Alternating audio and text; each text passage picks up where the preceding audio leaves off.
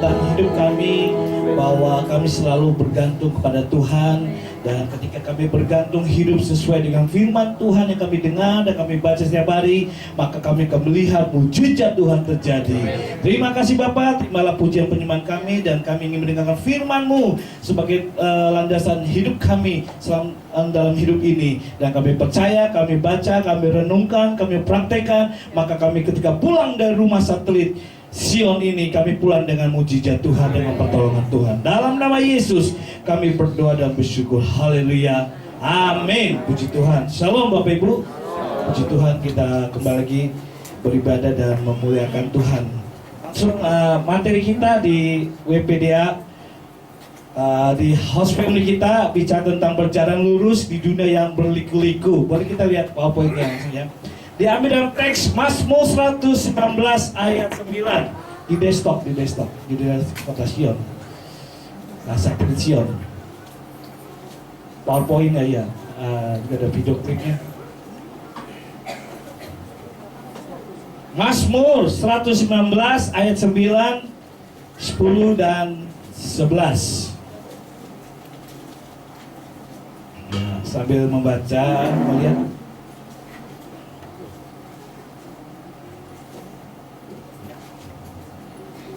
Oke, Bapak Ibu kita lihat yang sudah dapat, katakan amin. Amin. Yang belum, kita baca bersama-sama di LCD ya. Kita baca bersama 2, 3.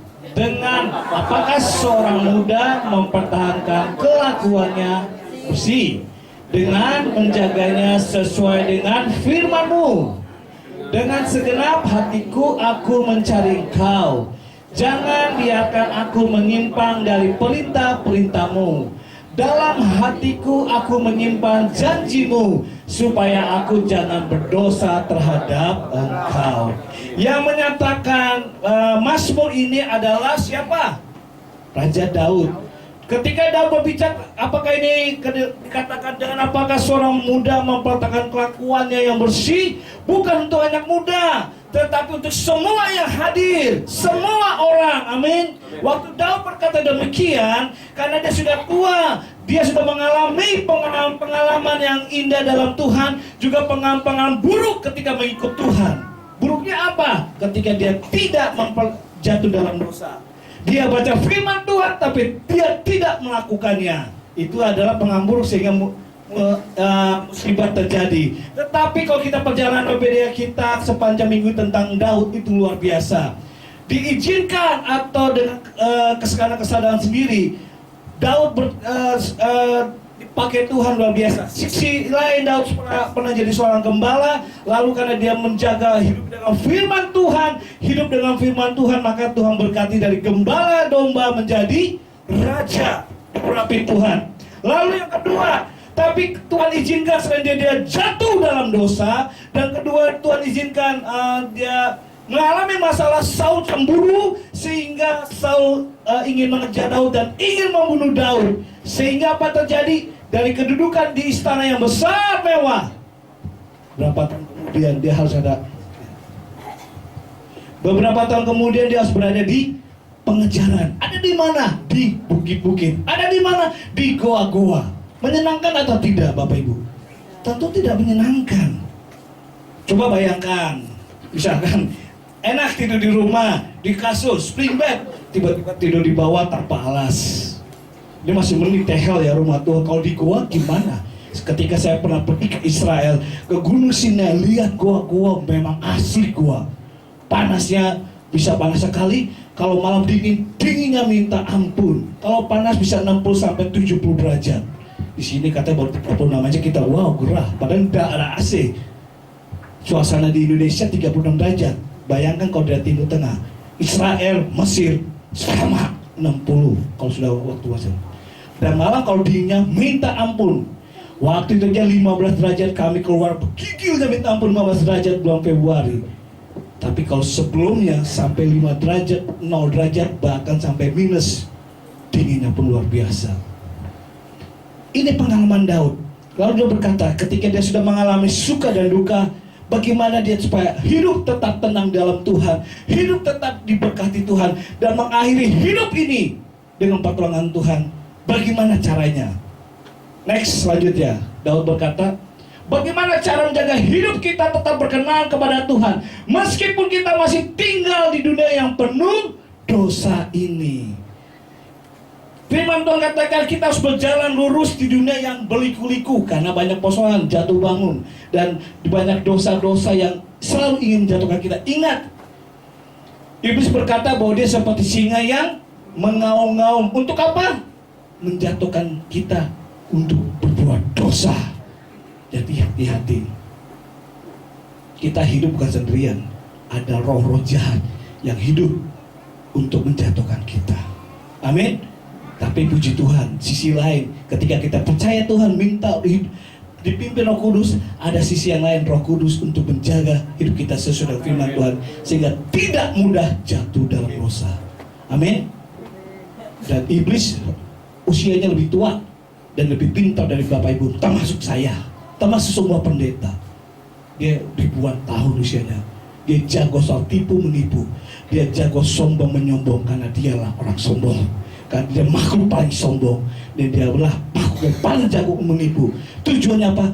Untuk menjatuhkan manusia dari dosa, supaya dia tidak hidup dalam perlindungan Tuhan. Amin. Setiap hari iblis menjatuhkan kita. Dia seperti singa yang mau ngaum. Untuk apa? Menjatuhkan kita. Beritahu, hei iblis, kepada kiri kanannya, iblis mencari kamu loh. Bukan istri, bukan suami atau anak-anak atau mertua, siapapun yang mencari kita. Iblis pun juga mencari kita dengan tujuan kita jatuh dalam dosa. Rumah tangga Kristen berantakan, gereja Tuhan terpecah belah. Di dalam gereja, Pak Gembala bilang, jangan cari setan di luar. Di rumah Tuhan pun ada setan. Cuma setannya sudah berwujud manusia. Karakternya setan. Intinya manusia. Jadi kenapa ada di gereja? Perpecahan terjadi di gereja, terbelah. Ketika satu ikut mengidolakan pendeta ini, satu mengidolakan pendeta lain, disitulah iblis sudah meracuni dan pikiran kita. Amin. Lalu bagaimana kita untuk menjaga supaya kita hidup tidak diterkam iblis, dijatuhkan oleh iblis? Banyak pendeta-pendeta pun juga gitu. Kenapa terpecah? Jemaat jadi ikut saya. Bagusnya gereja sidang jemaat Allah Ebenezer selalu di-loring. Supaya tujuannya, supaya jemaat jangan terpaut terus terhadap pendetanya, tapi terpaut dengan Tuhan dan gerejanya. Amin. Rela gak kalau Ibu Gembala Peter dipindahkan di pusat jadi gembala sidang Ebenezer? Bapak Ibu rela? Enggak, idolaku Ibu Gembala Peter bersama suami. Kalau dia dipindahkan, diutus ke Gembala Pusat sebagai Gembala Ebenezer Ambangan 2, saya melo. Hati-hati. Di situ iblis ikut terus. Amin. Saya sudah 3 kali, 4 di-loring dari wilayah Tengah 3, host family. Dulu masih wilayah satu pendeta. Lalu pegang satelit Bethlehem 3 tahun. Lalu pegang satelit Anugerah Bumi Ajo 5 tahun. Satelit Immanuel William cuma 1 tahun. Baru nih mau masuk di pegang komisi EGBF. Pengusaha-pengusaha mau 2 tahun. Supaya tujuan apa? Saya nggak mau jemaat yang suka sama saya, senang saya sama istri, tetap dia bertumbuh di dalam dia ada sebagaimana dia. Amin. Berteman boleh, bersahabat boleh, tetapi jangan dia mengidolakan kita sehingga dia kemana saya berada mereka pun harus ada. Itu adalah pekerjaan iblis. Tapi ada pendeta yang demikian. Keluar dari satelit pindah, jemaat di satelitnya ditarik, dibawa ke satelitnya dia. Wow. Tanpa sadari itu adalah iblis yang merayu. Amin. Mari kita boleh menghormati hamba Tuhan. Harus. Saul Daud berkata, jangan bunuh Saul, biar bagaimana itu dalam hamba Tuhan. Karena penghormatan tetap ada. Tapi jangan sampai kita mengidolakan, memuja seorang hamba Tuhan. Itu sesat. Mari kita memuja, menyembah Yesus sebagai Tuhan. Tapi sebagai hamba Tuhan, mari kita hormati. Karena dia diutus oleh Tuhan secara langsung. Nah, bagaimana mempertahankannya supaya kita tetap menghormati pekerjaan Tuhan, menghormati hamba-hamba Tuhan, menghormati berkat Tuhan yang ada dalam hidup kita dengan menjaganya sesuai dengan firman Tuhan. Yang pertama, yaitu mencintai firman Tuhan dan suka berdoa. Beritahu, kamu suka baca kitab gak? Ayo beritahu. Apa gosal? Baca kitab kalau di gereja doang, baru bawa kitab. Kadang bawa HP suci, kitab suci. Atau di host family, apalagi host family gak bawa kitab, sudah ada terjemah sebagai materi. Waduh. Kemarin saya mengikut seminar penembusan. Seorang pendeta Pak Abraham itu dari Korea. Dia mengatakan gini, dia sudah S3, gelar doktor teologi.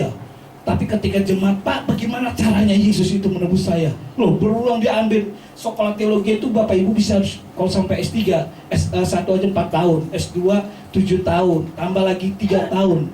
Sehingga sampai 10 atau 12 untuk belajar Alkitab. Tapi Dr. Abraham, Pak, ketika tanya demikian, gimana penebusannya, sejarahnya gimana? Dia masih mau belajar lagi, padahal saya yakin dia bisa itu. Dia lagi belajar, apa yang dia pelajari? Dia pergi ke Bukit Doa, padahal dia gembala sidang berjemaat 80 orang. Dia tinggalkan dulu pengembangan sementara, dia kasih kepada wakilnya dan pengurusnya 3 tahun, 7 bulan, 6 hari. Ngapain? Ke bukit. Di sana Bukit Doa panas sama kayak di Israel. Panas ya panas, dingin-dingin, gak baca. Apa yang dilakukan? Baca Alkitab dan dia menulis. Dan di situ dapat pencerahan. Sehingga mendapat baca kita berapa? 1806 kali. 1806 kali selama 3 tahun. Coba tanya kiri, kamu baca kitab setahun berapa kali? Haleluya. Untunglah puji Tuhan Gembala Sidang kita punya program visi kasih tahu Tuhan supaya kita kembali baca Alkitab. Makanya ada WPDA, waktu pribadi dengan Allah, dengan baca Alkitab yang teratur dalam ada kitab 2 tahun ya di situ. Dan di Bapak Ibu baca di materi pena gembala ada pembacaan Alkitab setahun, sehingga setahun kita bisa selesai Alkitab itu 2 tahun selesai, supaya kita apa? Membaca Alkitab 2 tahun lu baru baca Alkitab. 77 tambah 36 berapa Alkitab? Satu kitab berapa hari? Puji Tuhan, supaya tujuan apa? Kita lebih mendalami lagi. Itu buktinya kalau kita mencintai firman Tuhan, menjaga hidup kita, janganlah terpengaruh. Sekarang gampang sekali orang terpengaruh dengan berita hoax, dengan HP kita, dengan berita-berita online, dengan televisi. Mudah sekali emosi kita terbakar, tidak terkontrol. Hei, isu-isu perselingkuhan, selebriti, isu-isu lain-lain, radikalisme, isu-isu yang lain, sehingga membuat kita nggak terkontrol hidup kita, pikiran kita, dan pelayanan kita. Betul? Jangan, kalau menjaga kalau kita lebih banyak baca Alkitab daripada baca HP. Coba tanya WA-mu berapa sehari kamu baca? Facebook, WhatsApp, Twitter, YouTube, waduh, berapa banyak? Sehingga lupa untuk membaca kitab. Hati-hati, iblis itu saya bilang jagonya menipu, jagonya berbohong. Dengan canggihnya teknologi, di situ disusupi dengan berita-berita hoax, berita-berita asusila, berita-berita membuat orang jatuh dalam dosa. Maka kembali lagi, bacalah Alkitab untuk hidup kita tetap bersih. Kurangi baca HP. Boleh kan saya bawa HP ini, tapi untuk berita menguatkan iman, WPDA sharing. Boleh juga untuk mencari informasi-informasi, ya. Dan juga boleh juga untuk mencari khotbah, saya gunakan juga ini penafsiran boleh. Tapi itu kalau ada yang perlu. Yang terutama bacalah Alkitab. Untungnya Bapak Ibu punya HP memudahkan. Kalau nggak bisa baca Alkitab di rumah, ya di pekerjaan bisa baca. Amin. Biar nggak dianggap orang suci, orang alim, ya kan. Tapi di dalam Alkitab kita, dalam HP kita bisa membaca kitab supaya kita tahu apa sih yang Tuhan bicara pada hari ini. Amin. Supaya rumah tangga kita aman-aman, supaya pekerjaan kita aman, supaya otak kita aman. Karena di dalam HP juga bisa meracuni otak kita juga, meracuni rumah tangga, meracuni gereja juga. Karena itu kembali WPDA. Kalau orang menjaga kelakuannya, mencintai Tuhan dan suka berdoa. Ini yang 2 malam siapa nih? Semuanya ya saya. Oh, cuma 1, 2, 5, 4. Ada 50 bu? 50 orang? Oh, puji Tuhan. Sama kayak Satet Anugerah. Wah sekarang luar biasa doanya. Bisa 40, 50, 60, bahkan sampai 80. Itu 2 malam Pak ibadah. Biasa orang suka ibadah, wajar ya ibadah raya banyak. Karena hari Minggu nggak ada kerjaan. Tapi kalau dia 2 malam itu yang aneh. Pasti sibuk dong seorang bapak bekerja tapi mau mencari Tuhan. Pasti lelah dong seorang ibu menjaga mengurusi rumah tangganya, kebutuhan suami dan anaknya setiap hari. Tapi masih sempat berdoa di hari Jumat. Apalagi sini lebih ekstrim doa pagi ya Bu ya. Waduh, lebih luar biasa lagi. Itu salah satu untuk menjaga hati kita, menjaga rumah tangga kita, menjaga pelayanan kita. Banyak-banyak baca kita, banyak-banyak berdoa. Amin. Yang kedua, rajin beribadah. Mau ikut ibadah di hari Minggu, ikut berakhir hari Rabu atau Kamis, di kedua malam di hari Jumat. Harus beribadah. Nggak cukup ibadah cuma seminggu sekali. Zaman orang Yahudi dahulu dikatakan 1 hari 7 kali aku memuji Tuhan. Itu kan bukan berbicara memuji bernyanyi. Tapi di dalam itu memang seperti kalau tetangga sebelah ada sholat ibadah 5 waktu. Kita lebih ekstrim lagi sebenarnya. Kalau ikutin orang Yahudi, orang Israel, itu 7 kali, bukan 5 kali. Oh, saya 3 kali Pak kalau ibadah, maksudnya doa. Itu pun doa apa? Doa makan, doa tidur, doa bangun, itu doa. Meminta perlindungan, meminta berkat. Tapi harus ibadah. Walaupun kita bersendirian, kita memuji Tuhan, kita baca Alkitab, kita berdoa buat kita berdoa buat gereja kita, berdoa buat bangsa, itu termasuk ibadah juga. Amin. Bahkan bisa 7 kali. Maka dia berkata 7 kali dalam sehari aku memuji Tuhan. Itu bukan kata memuji Tuhan harafiah. Di dalamnya ada doa, di dalamnya ada baca Alkitab, di dalamnya ada mendoakan orang-orang lain, nggak hanya mendoakan diri sendiri. Di situ ketahuan kalau orang yang menjaga hidupnya tetap benar, tetap dilindungi Tuhan, suka beribadah. Amin. Tanya dong kiri kanan senggol sampai piro beribadahnya, doanya berapa kali, ketahuan. Dan yang ketiga dan terakhir, rajin melayani. Pelayanan di altar, worship leader, singer, khotbah, pengumuman, pelayanan non altar, terima tamu, pendoa, kolektor, dan lain-lain berbagi. Untuk tetap menjaga kerohanian kita, bukan hanya beribadah, membaca Alkitab, tetapi harus melayani. Supaya apa? Menjaga stabilitas kerohanian kita. Kau cuma hanya beribadah, berdoa, baca Alkitab, tapi nggak ngapa-ngapain di gereja, itu juga bersalah. Melayani Tuhan, pergilah, jadilah semua bangsa muridku, dan baptislah mereka atas nama Bapa, Putra, dan Roh Kudus. Itu berbicara untuk kita bergerak dan melayani. Melayani dengan karunia di dalam gereja, di host family, atau bersaksi di tetangga, atau bersaksi di depan komunitas kita, di mana kita berada. Supaya ada keseimbangan. Amin. Keseimbangan itu penting untuk saling ada pengontrolan, sehingga kita bisa melihat ada mujizat terjadi. Ingat Bapak Ibu, iblis pintar menghancurkan kita dengan apa? Harta. Wah, kalau banyak harta bahagia. Wah, duit banyak bahagia. Tadi ada seorang pendeta yang dia guru, seorang guru dia beritahu kepada anak sekolah minggu, "Hei, kemarin tidak sekolah minggu, kamu kemana?" Ditanya gitu. "Oh, kata mama saya nggak usah ke gereja dulu karena ada acara dengan keluarganya." Mamanya lu yang nyuruh, gak usah gereja dulu. Terus minggu depan, kan Senin ngajar lagi sampai Jumat. Senin ketika ketemu lagi, Minggu gak ngeliat. Kebetulan nih guru THB jaga guru sekolah minggu. Kemarin kemana? Miss gak lihat. Ya, dia bengar. Kata mama gak usah gereja lah ya, kalau ada waktu aja gereja. Kalau ada ya gak apa-apa. Wow, ibunya. Memang guru tahu bahwa ibu ini, bapaknya ini gajinya 30 juta sampai 40 juta setahun. Seorang pengusaha. Cuma dia pikir, kadang kita pikir juga, dengan uang banyak, harta banyak, kita bahagia. Betul? Betul bagi orang dunia. Tapi nggak jaminan. Lihat Daud. Hanya berapa periode dia, dikatakan dia cuma 6,5 tahun Daud menjadi raja. Lalu kemana sisanya? Buronan. Bayangin, lebih banyak tahun jadi buronan daripada jadi istana raja.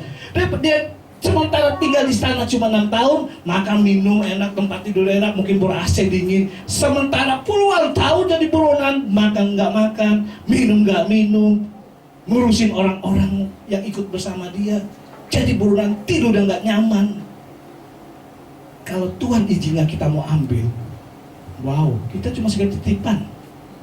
Betul? Kita hidup ini karena Tuhan izinkan kita hidup. Berapa banyak orang yang seorang berkeluarga nggak punya anak. Kalau Bapak Ibu anak-anak ada, ingat itu titipan Tuhan. Gak semua orang bisa memiliki keturunan. Kalau sampai kita peningkutan, kita titipan saja.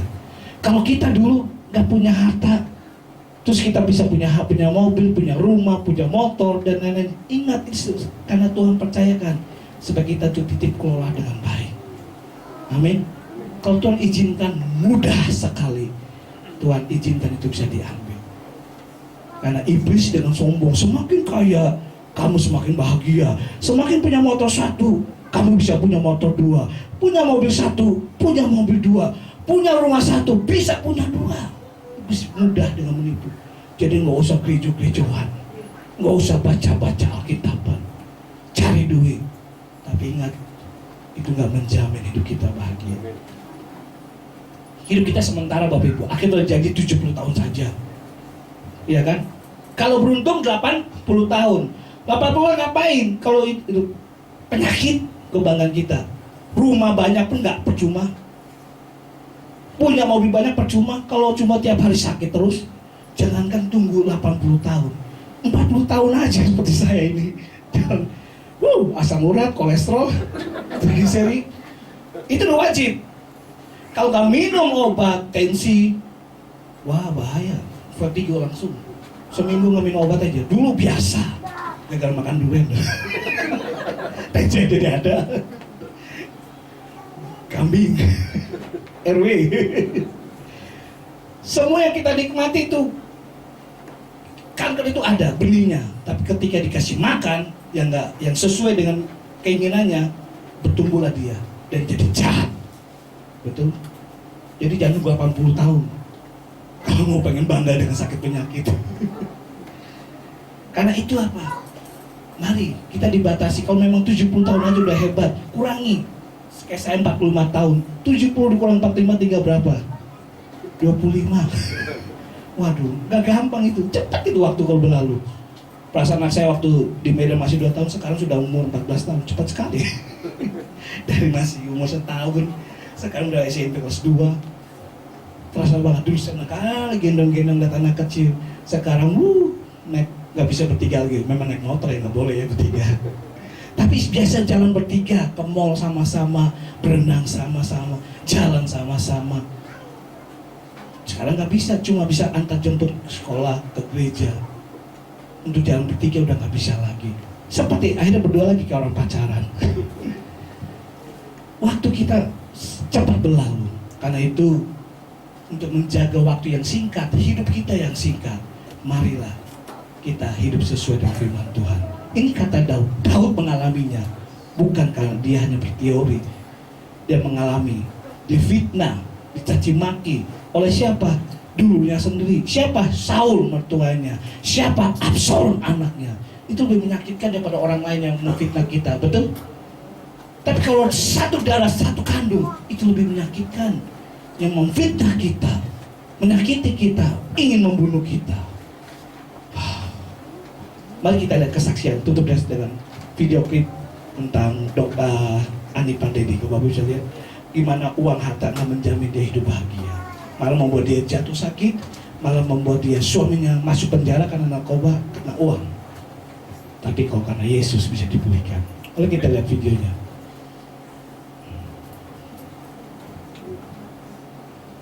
Suaranya boleh?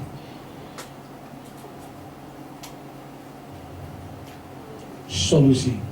Ini Pak Dede, uang adalah di atas segalanya. Pertama, orang keluarga Dr. Padri terkaya di Sumatera Utara.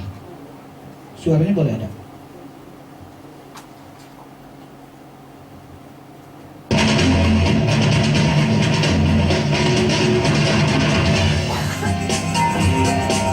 Tahun 1994, Indri yang berhasil meraih gelar doktor dengan prestasi cum laude di Amerika membuka sebuah usaha hotel dan diskotik di satu kota di Indonesia. Dan usahanya memang sangat maju. Usahanya itu sangat enak gitu loh. Punya uang tapi nggak perlu capek.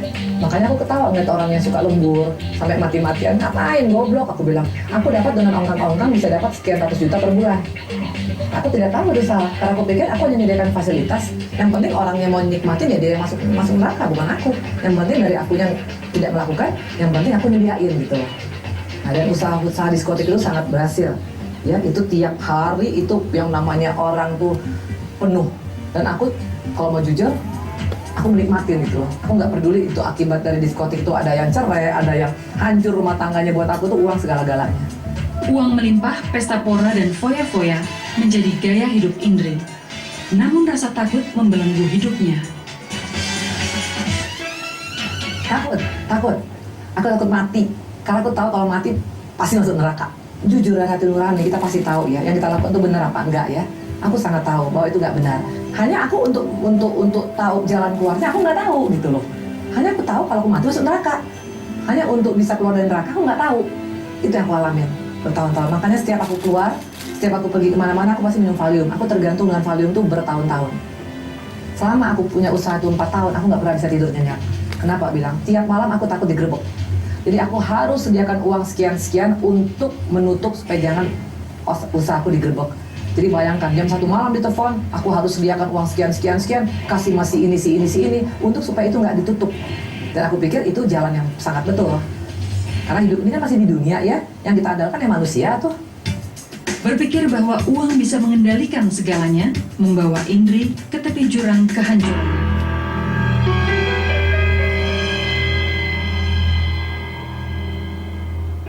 Dia tuh udah ngerasa udah kayak anak pembantu aja, udah nggak bisa dapet kayak sayang dari papa, nggak bisa dapet kasih sayang dari mama, udah gimana ya, udah nggak tahu harus cerita ke siapa, harus ngomong ke siapa, soalnya udah kayak hidupnya udah kayak sendiri aja. Dampaknya terasa ya. Apa yang kubawa itu terasa dengan kehidupan rumah tanggaku yang tidak ada bahagia. Curiga. Ya curiga tuh kenceng, ya dia curiga, aku juga curiga gitu loh. Karena waktu itu saya buka diskotik tuh saya ketemu sama istri saya tuh cuma sebulan sekali.